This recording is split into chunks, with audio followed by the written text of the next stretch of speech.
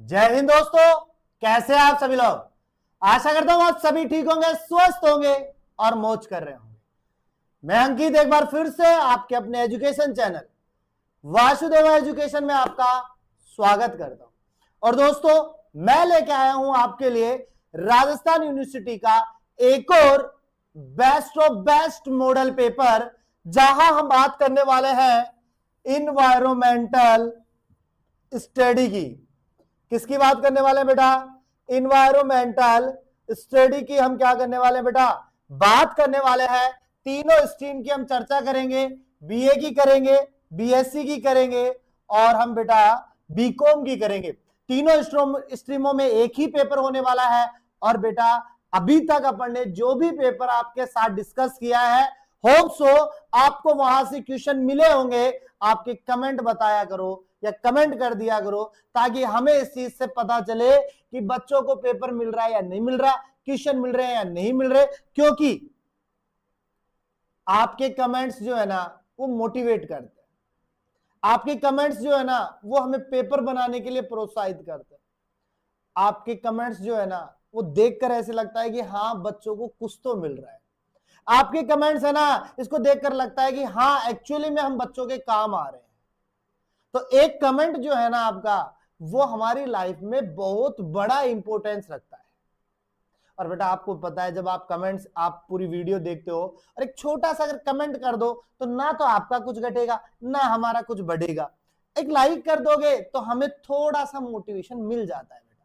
तो इसी मोटिवेशन पे आधार पे मैं बात करता हूं बेटा मॉडल पेपर सेकंड की। फर्स्ट मैंने कल दिया था, मैंने कहा था सेकंड भी आएगा, तो सेकंड रेडी है बेटा।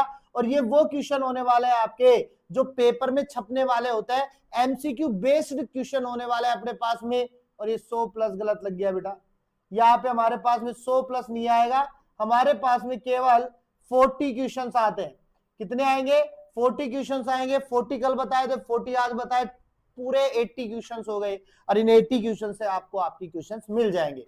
तो क्या रहने वाला है अपने पास में चीजें, तो आइए देखते हैं अपने पास में पहला क्वेश्चन क्या है अपने पास में, कि इन्वायरमेंटल स्टडी का स्वरूप कैसा है अपने पास में।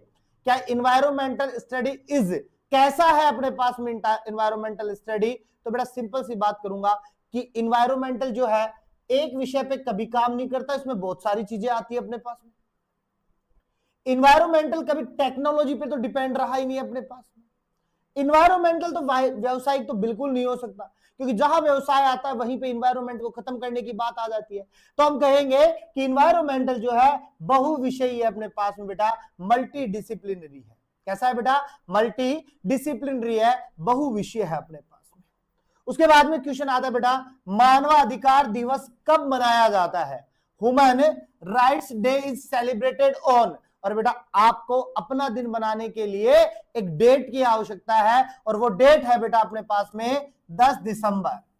कितनी है बेटा? 10 दिसंबर है अपने पास में। और इसके अंदर अपने पास में 2 क्वेश्चन और छिपे हैं बढ़िया से, बहुत मजेदार से, वो आगे डिस्कस करवा रहा हूं मैं आपको।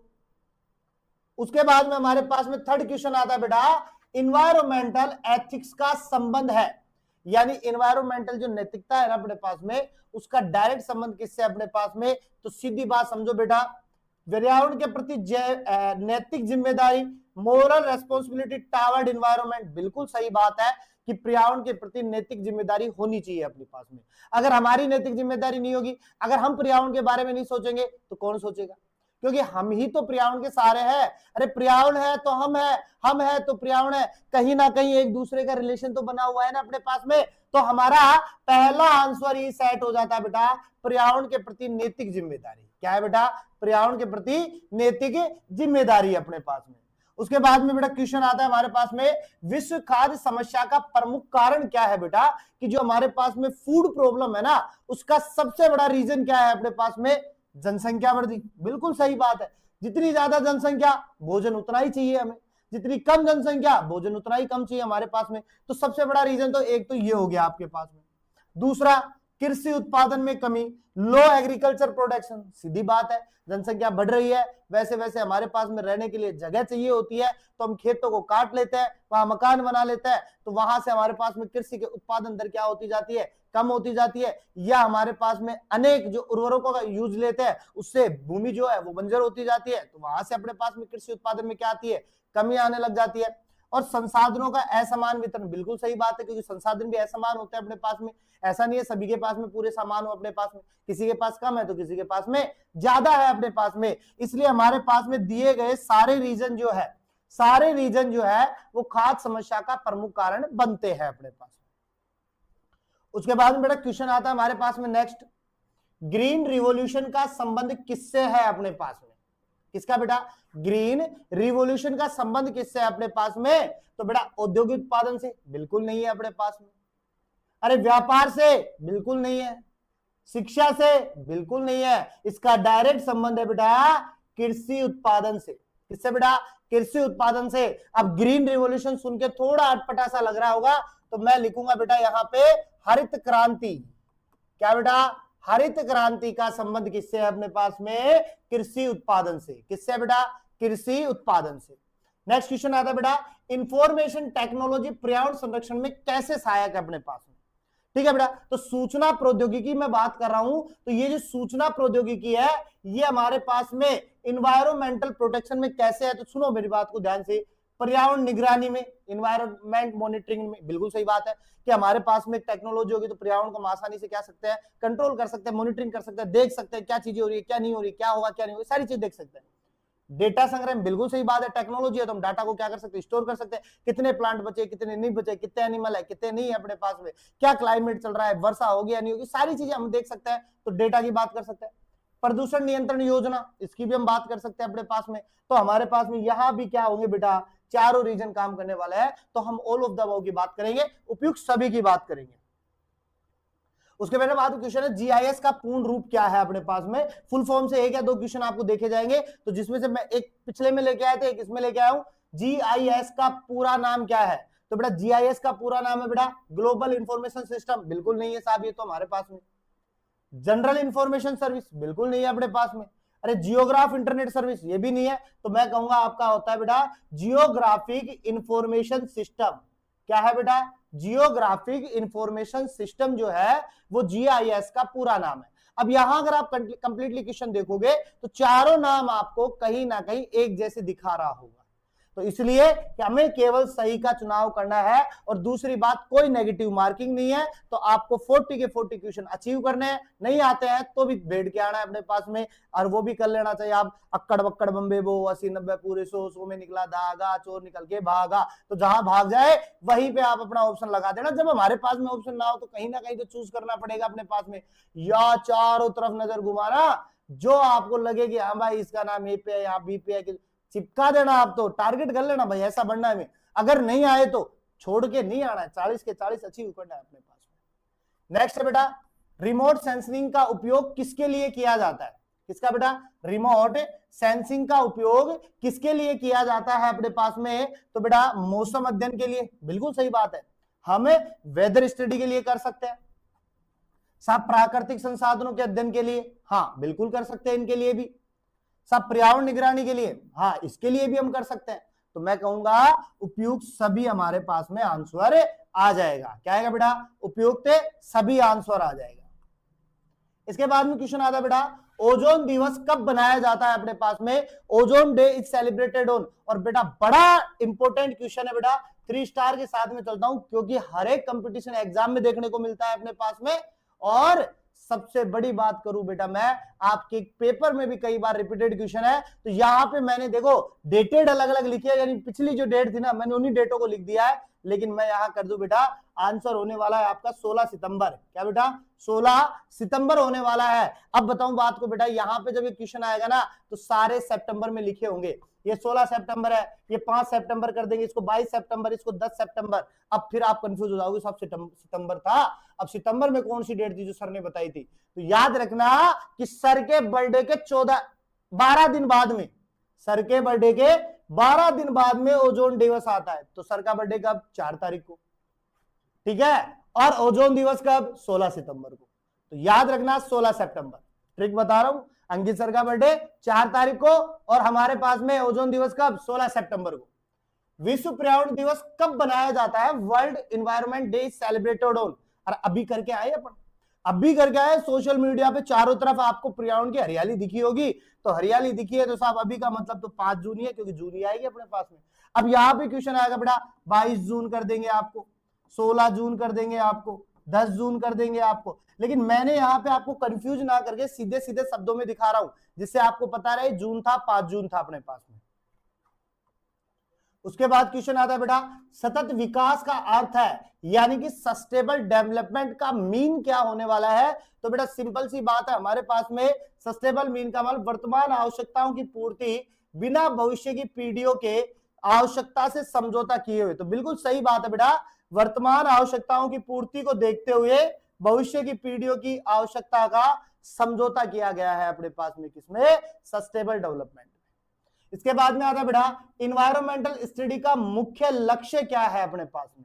हम क्यों इन्वायरमेंट स्टडी को पढ़ रहे हैं, क्यों इन्वायरमेंट पे इतना टारगेट कर रहा है, क्यों इतना इन्वायरमेंट को फोकस रख रहे हैं अपने पास में। तो याद रखना बेटा पर्यावरण संरक्षण बिल्कुल सही बात है, इन्वायरमेंटल प्रोटेक्शन के लिए बिल्कुल सही बात है, संसाधनों का उचित उपयोग बिल्कुल सही बात है, जितने संसाधन है उसका सभी तरीके से सभी के लिए या आवश्यकता के अनुसार सभी उसको क्या करे, उपयोग में ले सके अपने पास में, मानव कल्याण के लिए बिल्कुल सही बात है। और तो इसके लिए भी हमारे पास में क्या हो जाएगा बेटा, उपयुक्त सभी, ऑल ऑफ द अबाउ आ जाएगा अपने पास। उसके बाद में हम क्वेश्चन की बात करते हैं बेटा नेक्स्ट, मिट्टी में लवणता किस कारण विकसित होती है अपने पास में। मिट्टी में लवणता किस कारण विकसित होती है, salinity in soil develop due to. तो बेटा याद रखो रेन वाटर हार्वेस्टिंग ना बाबा ना, एफोरेस्टेशन वनीकरण ना बाबा ना, अरे क्रॉप रोटेशन ना बाबा ना। तो बाबा वाला कौन सा आएगा बेटा यहाँ पे, excess irrigation and poor drainage. तो हम लिखेंगे अत्यधिक सिंचाई एवं खराब निकास की वजह से हमारे पास में मिट्टी में लवणता विकसित हो जाती है। अच्छा मरुस्थलीकरण का अर्थ क्या है, डिजर्टिफिकेशन मीन्स क्या है। तो बेटा सिंपल सी बात है, हमारे पास में उपजाऊ भूमि का रेगिस्तान में बदलना, उपजाऊ भूमि का रेगिस्तान में बदलना ही क्या कहलाएगा अपने पास में, मरुस्थलीकरण कहलाता है। क्योंकि शहरीकरण ना बाबा ना, अरे वन विकास, अरे ना बाबा ना, जहां रेगिस्तान है वहां तो वन होने का पॉसिबिलिटी नहीं है अपने पास में। अरे जल संरक्षण, अरे बाबा सीधी बात यह है कि जब रेगिस्तान ही है तो वोटर का तो नाम ही नहीं होना चाहिए वहां पे, तो कौन बचता है कि जो उपजाऊ भूमि है वो किस में बदल जाएगी, रेगिस्तान में, मिट्टी मिट्टी दिखाई देगी अपने पास में, वही मरुस्थलीकरण का अर्थ है। नेक्स्ट क्वेश्चन है बेटा सतत विकास लक्ष्यों की कुल संख्या कितनी है अपने पास में, यानी कि total number of sustainable development code. तो हमारे पास में कितने रहने वाले, सॉरी गोल कितने रहने वाले हैं, 17 गोल बनाए गए थे। कितने बेटा, 17 गोल। तो टारगेट कितने बेटा, 17 का है अपने पास में। वर्षा जल संचय का मुख्य उद्देश्य क्या है अपने पास में, rain water harvesting is done it. तो बेटा जल की बर्बादी ना बाबा ना, प्रदूषण बढ़ाना ना बाबा ना, बाढ़ लाना ना बाबा ना। तो क्या आएगा बेटा, रिचार्ज ग्राउंड वाटर, भूजल पुनर्भरण। और आपको मैं एक बात बता दूं, वर्षा जो होता है ना बेटा चक्रिक होता है अपने पास में, एक साइकिल चलता रहता है। क्योंकि जैसे जैसे हमारे समुद्रों के अंतर्गत महासागरों में जब वाष्प बनती है ना, तो वो वाष्प बनती है और वाष्प बनकर कहां चली जाती है, ऊपर चली जाती है। अब ऊपर जाकर के वो किससे टकराती है, बादलों से। हम कहते हैं ना कि बादल देखो चल रहे हैं अपने पास में, पानी का भरा हुआ गुब्बारा चल रहा है अपने पास में, तो पानी का भरा हुआ जो गुब्बारा होता है ना वो टकराता है पर्वतों से। अब जैसे ही वो पानी से भरा हुआ गुब्बारा पर्वतों से टकराता है तो बरसात हमारे पास में आ जाती है। अब वो बरसात धीरे धीरे आती है। अब बरसात कहाँ आती है, पृथ्वी पे आती है अपने पास में। अब जमीन जो है वो उसको क्या कर लेती है बेटा, सोख लेती है। तो इस प्रकार से हमारे पास में भूजल पुनर्भरण हो जाता है अपने पास में। उसके बाद में बेटा क्वेश्चन आता है हमारे पास में, जलागम प्रबंध का उद्देश्य क्या है अपने पास में, वाटर शेड का। तो वाटर शेड मैनेजमेंट का मतलब क्या है अपने पास में, तो सीधी बात है बेटा वाटर कंजर्वेशन, जल संरक्षण हो जाएगा अपने पास में। जल को संरक्षण करना ही क्या कहलाएगा बेटा, जलागम कहलाएगा अपने पास में। ना उसमें खनन की होगी, ना वनों की कटाई, ना शहरीकरण की बात होगी। बंजर भूमि सुधार का अर्थ है, वेस्ट लैंड रिक्लेमेशन का अर्थ क्या होने वाला है अपने पास में, तो बेटा सीधी सी बात है भूमि को पुनः उत्पादकता बनाना। यानी हमारे पास में जो भूमि है जो भूमि है वो बंजर हो गई थी, अब उसे वापस से हम उत्पादक योग्य बना ले, वापस से हम कृषि करने योग्य बना ले, या वापस से हमारे पास में वहां से किसी चीज का उत्पादन होने लग जाए, वही क्या है बेटा, बंजर भूमि सुधार की बात होती है। उसके बाद क्वेश्चन आता है बेटा, सतत जीवन शैली का सिद्धांत क्या बढ़ावा देता है? किसकी बात कर रहा हूं बेटा, सतत जीवन शैली का सिद्धांत जो है वो क्या बढ़ावा देता है अपने पास में? तो बेटा सिंपल सी बात होने वाली अपने पास में, ओवर कंजप्शन अत्यधिक उपभोग, ना बाबा। अरे रिसोर्स डिप्लेशन संसाधन है, ना बाबा ना। प्रदूषण, ना बाबा। तो हम कहेंगे बेटा संसाधनों का न्याय संगत उपयोग, यानी कि उन्हें हम बराबर रूप से बांट सके, बराबर रूप से हम उसको यूज में ले सके, यही क्या था बेटा, सतत जीवन शैली का सिद्धांत था। भारत एक डैश डैश राष्ट्र है अपने पास में। अच्छा, मरुस्थलीय राष्ट्र, ना बाबा। ध्रुवीय राष्ट्र, ना बाबा ना। द्वीपीय राष्ट्र, ना बाबा ना।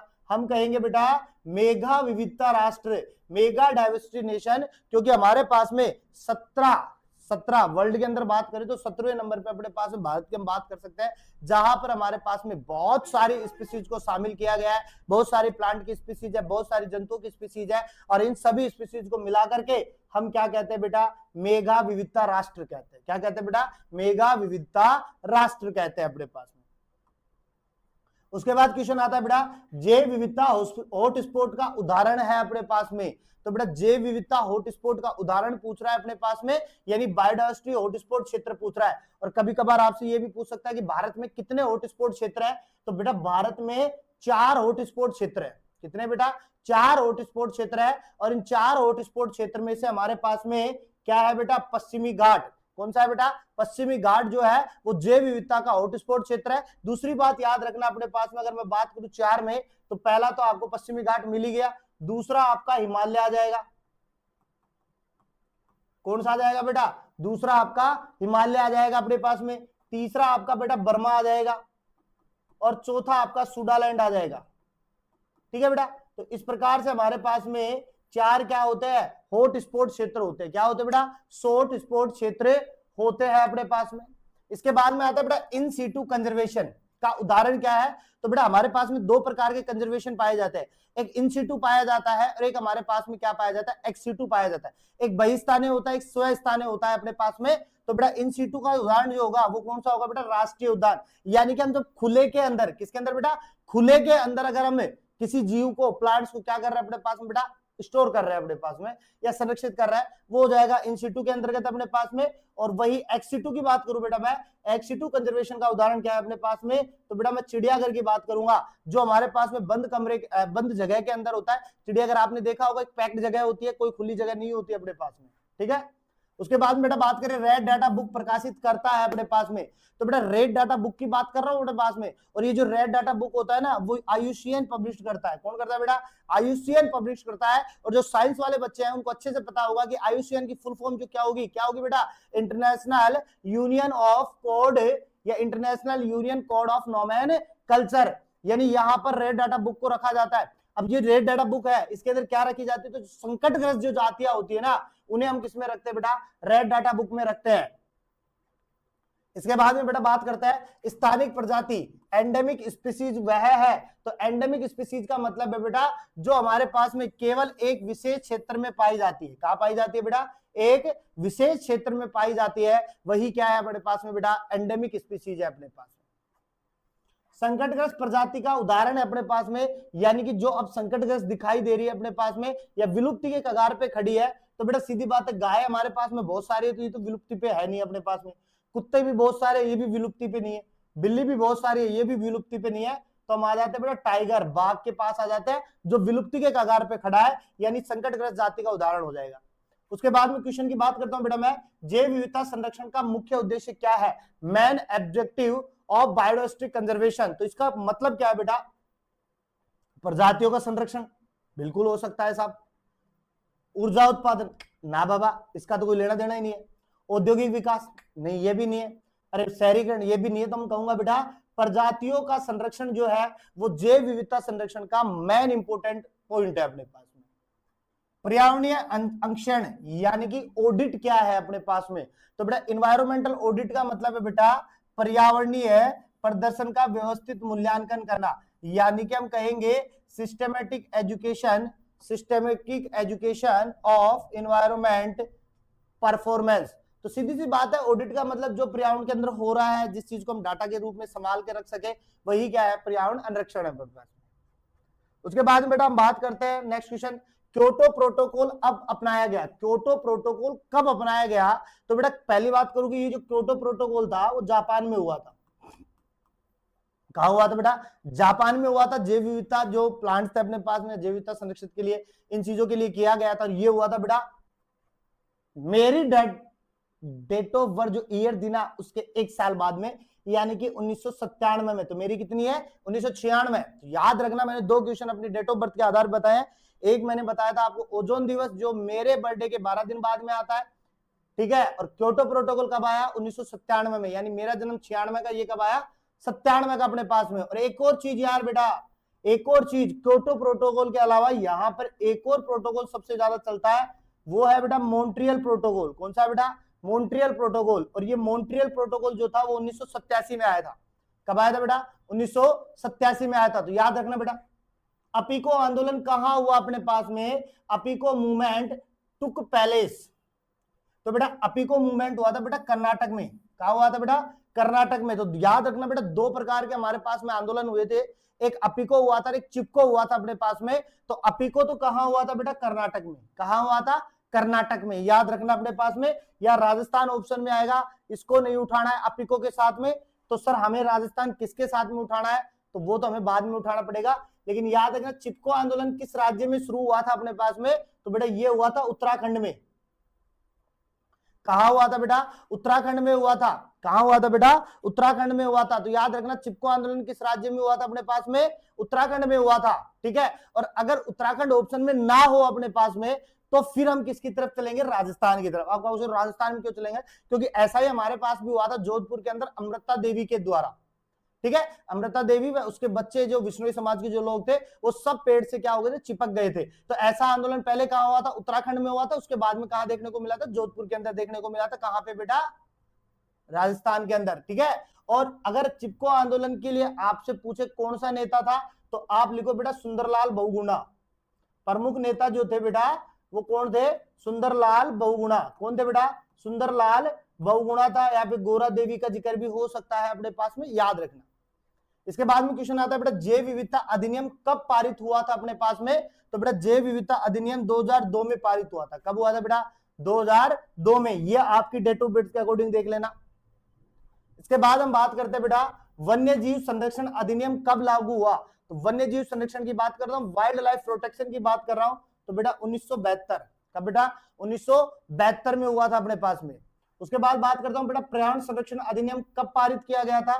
तो ये किया गया था बेटा 1986 में। कब बेटा? 1986 में। और एक बात और कह दूं बेटा, अगर आपके पास में सीरीज है या अन्य कोई चीज है आपके पास पढ़ने के लिए, तो ये जितने भी अधिनियम है इनको एक बार देख लेना, क्योंकि यहां से कम 2 क्वेश्चन निकल करके आएंगे। इसीलिए मैंने 2 से 3 क्वेश्चन यहाँ डाल दिए हैं जो मेरी तरफ से इंपॉर्टेंट थे। और फिर भी आप लोग कहां देख लोगे? जो आपके पास में पढ़ने का साधन है उसमें देख लेना, क्योंकि अधिनियम से क्वेश्चन आता है, बाकी तो है ही अपने पास में। उसके बाद में याद रखना बेटा 3R का मतलब क्या है? ये मोस्ट इंपोर्टेंट क्वेश्चन है, रिपीटेड क्वेश्चन है, पिछली बार भी पूछा गया था। और यहाँ पे तीनों R पे नाम होंगे, लेकिन हमें चूज करना है बेटा रिड्यूस, रिसाइकल और रीयूज, यानी कम करना, पुनर्चक्रण और पुनः उपयोग। ये हमारे पास में क्या होगा बेटा? 3R का मतलब होगा। बायोमेडिकल अपशिष्ट कहां से उत्पन्न होता है? बायोमेडिकल वेस्ट की बात कर रहा हूं बेटा मैं। तो आप आ जाना हॉस्पिटल के पास में। कहां बेटा? हॉस्पिटल, क्योंकि बायो मेडिकल की बात हो रहा है बेटा अपने पास में। तो मेडिकल कहां होगा? हॉस्पिटल में होगा, ठीक है ना। तो बायोमेडिकल कहां से होगा? हॉस्पिटल से। अब अगर आपसे पूछ ले ई वेस्ट क्या है, तो ई वेस्ट हमारे पास में इलेक्ट्रॉनिक वेस्ट होता है। कौन सा बेटा? इलेक्ट्रॉनिक वेस्ट होता है। उसके बाद में क्वेश्चन आता है बेटा चेरनोबिल परमाणु दुर्घटना कब हुई थी अपने पास में? तो ये हुई थी बेटा 1986 में। कब बेटा? 1986 में हुई थी बेटा अपने पास में, मेरे बर्थ डेट के 10 साल पहले। मेरे बर्थ डेट के 10 साल पहले हुई थी। और ये चेरनोबिल दुर्घटना बड़ी गंदी दुर्घटना थी रशिया की, रूस की, क्योंकि वहां पर एक प्लांट लगाया गया था परमाणु बम बनाने के लिए, और वो पहले ही समय से पहले विस्फोट हो गया था, फट गया था। आज भी वहां पे पूरी जमीन जो है बंजर पड़ी हुई है, वहां कोई नहीं रहता है, क्योंकि अभी तक वहां से वो केमिकल नहीं हटा है। ठीक है, ओजोन परत कहां पाई जाती है? तो बेटा ओजोन परत जो है समताप मंडल में पाई जाती है। कहा बेटा? समताप मंडल में पाई जाती है। और आपसे पूछ ले कि वायुमंडल में कितनी परतें हैं? तो बेटा 4 है। शोभ मंडल है, समताप मंडल है, मध्य मंडल है और ताप मंडल है अपने पास में। ठीक है, तो याद रखना अपने पास में वायुमंडल में कितनी परत लिख रहा हूं? 4 है आपके सामने। शोभ मंडल, समताप मंडल, मध्य मंडल, ताप मंडल अपने पास में। ठीक है, बहिमंडल भी आप बता सकते हो, एक 5 कर लो। इसके अलावा अगर आपसे पूछ ले कि ओजोन परत को नुकसान कौन पहुंचाता है, तो आप लिखना सीएफसी। क्या बेटा? सीएफसी। एक ही क्वेश्चन में 3 क्वेश्चन बता के जा रहा हूं अपने पास में। तो ये थे हमारे पास में टॉप 40 क्वेश्चंस बेटा, और आई होप ये सारे क्वेश्चंस आपको देखने को मिलेंगे एग्जाम में, क्योंकि टॉप 80 हो चुके हैं आपके पास में। 40 कल थे, 40 आज हो गए, और इन टॉप 80 क्वेश्चन से आपको बहुत सारे क्वेश्चन देखने को आपके एग्जाम में मिल जाएंगे। तो मिलते हैं नेक्स्ट वीडियो के साथ में, तब तक आप बने रहिएगा। हमेशा की तरह बेटा मुस्कुराते रहिए, मुस्कुराना जीवन का अमूल्य पल हो।